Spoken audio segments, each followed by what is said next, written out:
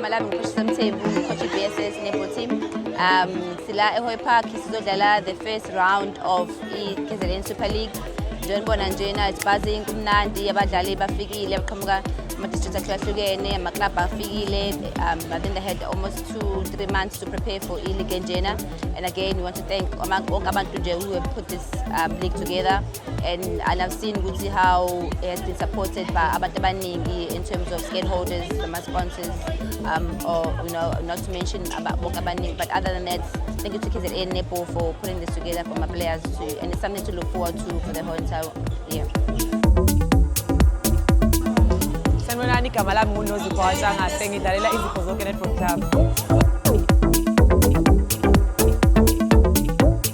Namhlanje usuku lokuqala le-league ivuliwe i-league. Sesidlala igame yokuqala against i-University of Zululand, sawina. Especially ama-games vele-ke abenzima for thina ngoba sikade siwinile last year i-league. So nje ya kumnandi sila sisonke. Yeah, last season akubanga lula.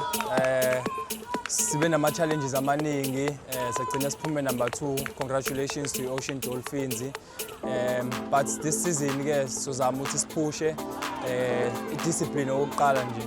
Sizama ukuthi each and every game sibe ne-target. Sazi ukuthi at least score lama-goals ukuze sowine game. But yeah, this season we're going all out. Yes, team is strong, but esikuthanda kakhulu ngokuselecta kwethu. We are coming from the Premier's Cup. Last year as a coach netball, we started the Premier's Cup.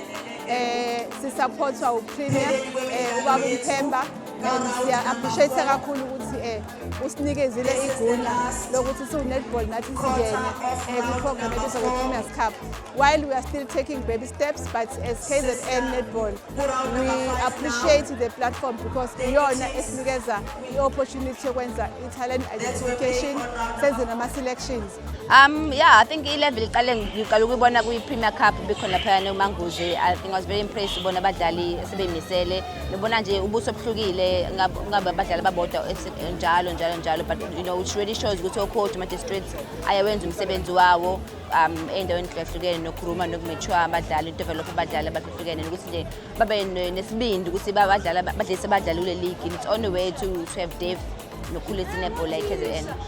But what is more exciting kule season ka-TNL, siyakuthokozela ukuthi i-first week ye-TNL izoqala ekhaya. So I have emphasized the fact ukuthi let us make sure ukuthi we win all the games when we are playing at home.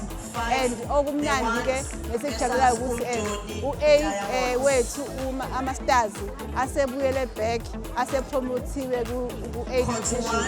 That on its own.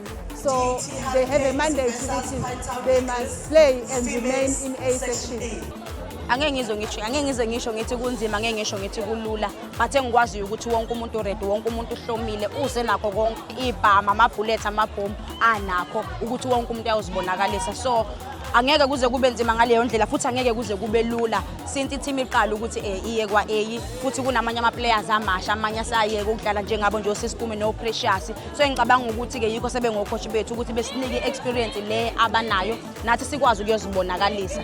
So akuze kuba lula futhi akuze kuba nzima, kodwa konke lokho kulele kuthina njengama-players ukuthi senza njani. Engangokuthi sisebenzile, o-coach basinika lonke ulwazi abanalo. Sekushoda khona-ke manje ukuthi indlela esiyoba-rewarda ngayo ukuthi singene ku-court sidlale netball.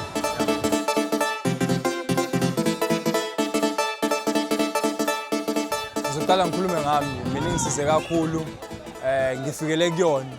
So ngathola bengidlala i-volleyball bangizisa khona la league yami yokuqala ngayidlala iyona le. Then ngakhula ngagcina ngene kwi-national team okuwukuthi ngisize kakhulu le league lena. And inabadlali abaningi futhi aba-upcoming nabo abane-potential ongena kwi-national team. So ngasho ukuthi iyasebenza ngempela iKZN Netball ngokusigruma lana isikhulise kwi-netball yabafana.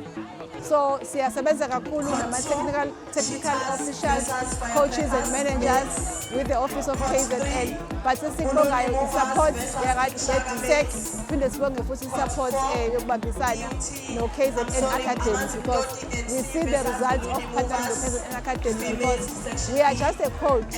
Our strength is administration, but coming with people who specialize on high performance working with us, we can see the impact. So at the moment, we still need to adjust because kunezinto ebesithatha kancane ngoba singayi-understand ukuthi zibalulekile, but when we work with people with skills on high performance, we are seeing the impact and we are able to see the change that is brought by the partnership.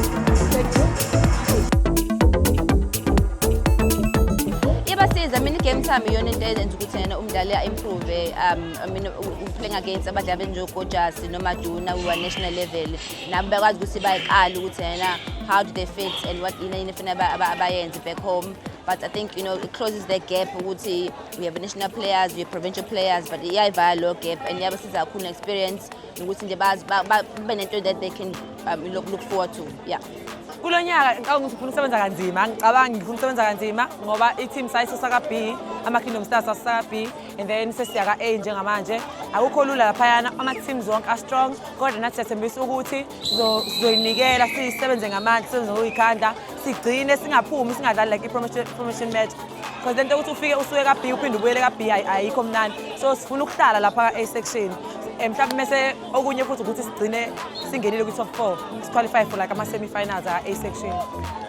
Yeah, it does add value enkulu ngoba as much as sikhethile ama-squad awu-2 Kingdom Stars and Queens, uyakwazi ukubona ukuthi nomdlali could potentially be in the squad next year, so ukwazi nena to keep an eye on the player. Sibabona abadlali, I'm privileged enough to be part of i-Super League ka-A section with amantombazane where ngiyabona bedlala i-league, ngibona bekhula as the league goes, and we can identify those players and hopefully put them into a system near KZN for TNL. So yeah, again, we all about having depth in KZN and snack up and snabo. We have a pool of players that we can pull in and we can look at players who have been playing in league and JV. Yo, it's talented KZN cool kakhulu. Competition inkulu kakhulu ngathi like angathi akekho ufuna ukudlula omunye yabo. So madinga abantu mangaqala nje ngibale khona umdlalo ngekho odlala ama-Kingdom Stars ubedlalela under 21 ama-Baby Proteas last year. Use Malaysia udlala i-league khona. Ukuthulisile Maduna, she's a Spa Protea player. Mase kuba yimina nami ngi-Spa Protea player. So nje liyakhulu i-talent because siyangena lapha sibabaningi yabo. Lokho engifisayo ukuthi singene sihlale singangeni isiphume. This year ama-goals wami oqala nje retain i-league. So we need to win the league this season. It's a must since last year saba runners up. Okwesibili ukwenza sure ukuthi ngihlezi ngifiti ukuze ngizokwazi ukungena kwi-national team futhi, which won't be easy. Okwesithathu ukumaintaina nje performance yami, ngazi ukuthi each and every game ngiyayimisela nami. Yeah, awekho maningi kakhulu. Yeah, maningi, so we are so happy ukuthi khona at least nabe-netball abakwazile ukuthi banominate njengokojasi njengoMaduna. Okusho khona ukuthi i-netball ikhona futhi i-flag ilayo, so lokhu seliphakamisile nje kancane kancane soze sifike la kufika khona abanye.